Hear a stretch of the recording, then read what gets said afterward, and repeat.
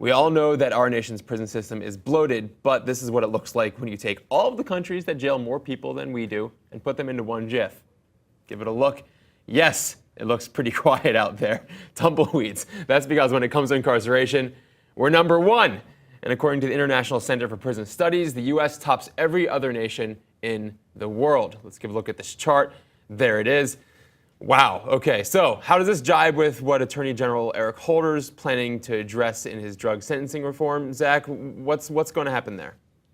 Well, I mean, Eric Holder has said that basically there are too many people who are in jail for no good, really law enforcement reason. That there are just mandatory sentences, mandatory minimums for a lot of particularly drug crimes, and these instructed prosecutors to file charges that don't have mandatory minimums associated with them when they're charging people with certain types of nonviolent offenses.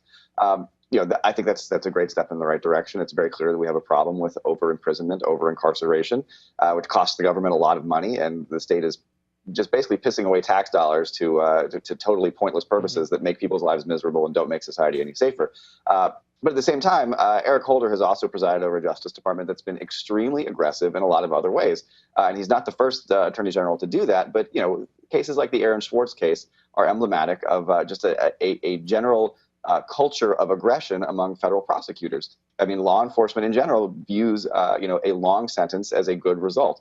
And so there's a reason why so many people plead guilty to charges. The right to a fair and speedy trial is in some ways, not as strong as it once was, because over 90% of all cases end in convictions now because people get charged with such, these crazy charges get filed against them. And if you want to take that case to court, you risk, going to jail for decades.